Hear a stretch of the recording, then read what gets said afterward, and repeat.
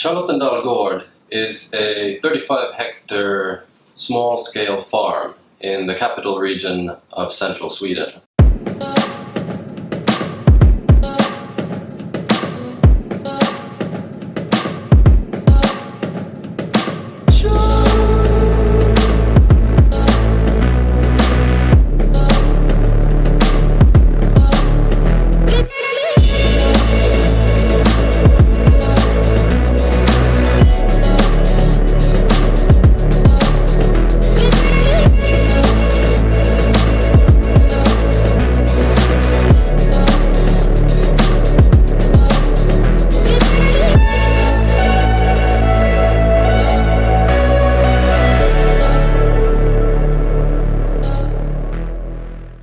It's privately owned, and it was purchased by the current owners in 1992. Since then, many people have joined the community, and currently there are over 20 individuals living here. The place has undergone a chapter of transition from a small-scale farm to a community, and it is currently hosting, for instance, a kindergarten for 30 children, a volunteer program for 3 European volunteers, and a lot of interesting projects inspired by permaculture, transition, and many other relevant concepts for the challenge of our day. Till gården så finns det också en del skog, och det finns åkrar, eller mest ängar kanske. Och det är då väldigt fint, bra att vi har djur som kan vårda skogen och ängen och betesdjur. Så då har vi en del får på gården. Och vi har också höns. Och katter har vi också. Det är också ett mycket bra inslag. Så det skapar en mer levande gård och har både människor och djur. Det finns också mycket fina kulturinslag, så vi får ett kulturlandskap då. Och på sommaren då blir det också att du kan se den som inte kanske har så mycket med djuren och ängar och åkrar och sånt att göra. De kommer tillsammans då och har en stor höskörd som vi klippar av vårt gräs och torkar det och får då på logen. Och efter det så har vi en fest. Vi har fått en hörd, den stora, kan man säga, gårdsfesten som har med djuren och åkrarna och sådär som är tillsammans.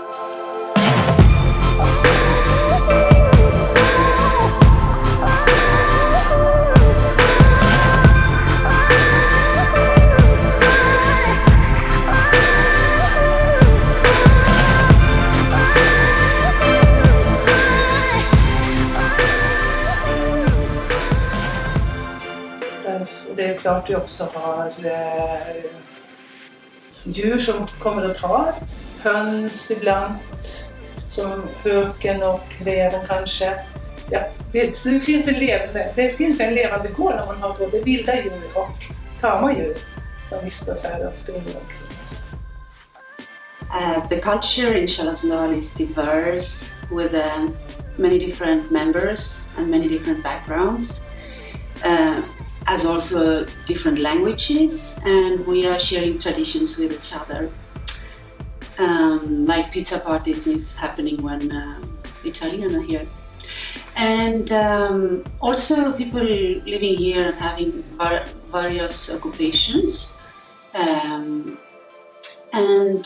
Since 2002, Charlottendal is home for a little kindergarten called Lilla Bulvin, which is also the association and daycare for children from 1 to 6 years old. It's a Waldorf kindergarten, and it runs in the anthroposophic tradition, but also very close to the farm tradition here, as we have animals. And since 2018, we have even voluntary group here in the Charlottendal at the farm, and this is a EU project and neighboring countries even.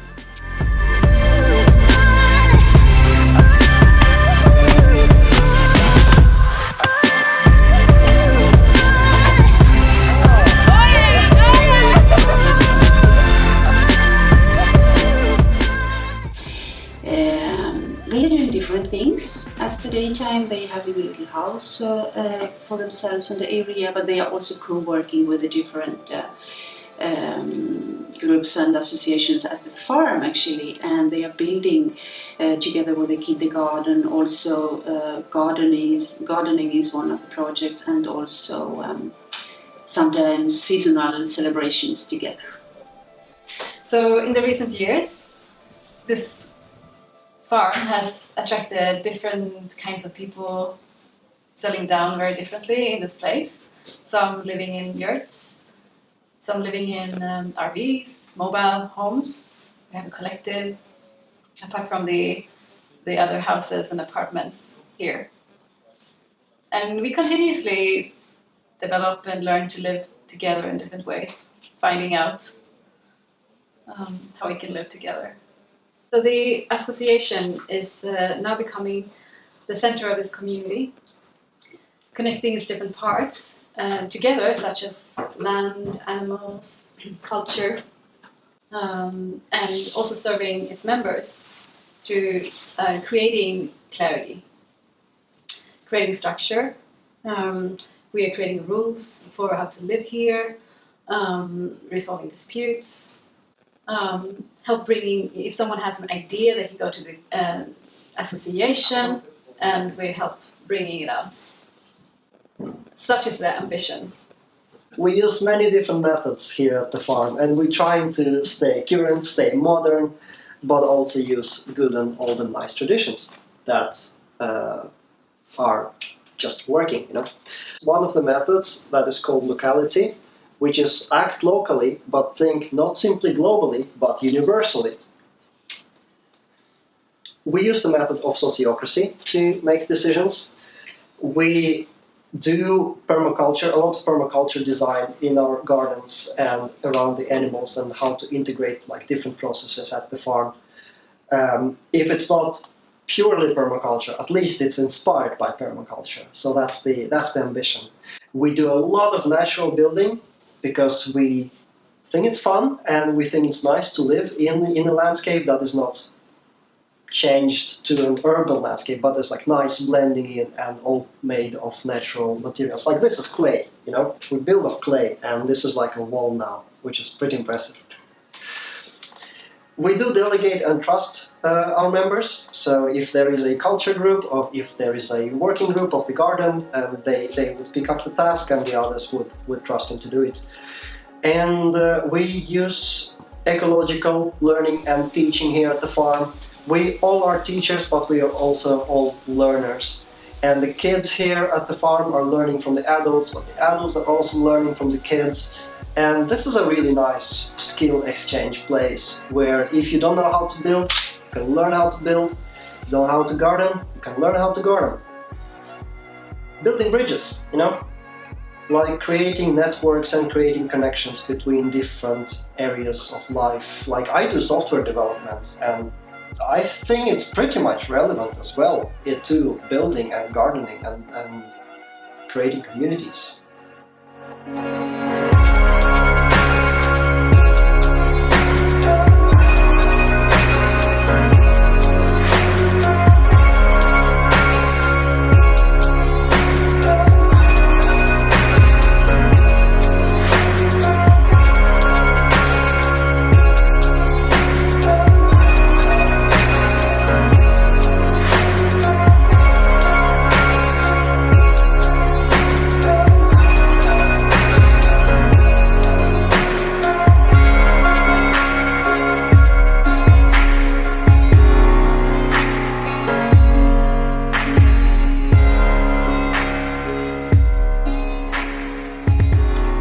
The most important thing of all is to host ourselves.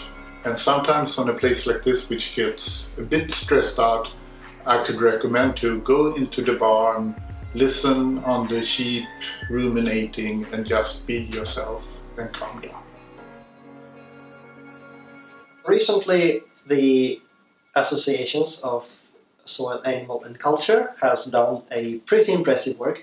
We have been having these monthly meetings at the board of the association. We discussed the benefits of having an association and why would we have it and how it can help us here at the farm. We made this SWOT analysis, which is a marketing tool. The association is picking up the vision work, the process to develop the vision of the farm and our life. We are finding what common points we have while living here at the farm. We are also developing a policy, which is basically a set of rules and set of guidelines how we can park our cars or invite the guests to be part of it or to just visit us, and make it nice and clear for everyone so that we feel safe and we feel empowered here at the place. Yeah, a couple of years ago we founded the formal organization of the Charlottendal Jord- och Kulturförening. Mainly that we wanted to create a common platform for all the people living here with all the common and even competing interests to have a platform where you can make formal decisions. It's a quite, you could even argue, boring setup, like yearly meetings and voting system and everything like this. Of course, bookkeeping, taking track of the money, and of course the more important part is what do the members get, and I think mainly it's a possibility to make your voice heard, but not even heard, that you can vote on, if it's necessary, on different topics that are up for discussion. And one important thing is that you just basically you can take part and have influence on the life around you, at the space where you live. So I think this is a very important argument to join us. If you're interested in becoming a partner or member of the association, there are 3 different ways of doing this. The first one is partnership, which costs 6,000 kroners per year. Current partners are the Housing Foundation, the Kindergarten Lilla Bullabyn, and the Farm of Charlottendal. The second type of membership is active membership. This costs 1,500 kroners per year. It can be paid yearly, quarterly, or monthly. And the third option is support member, and that costs 100 kroner per year. If you want to join us, you can send us your contact information to this email address.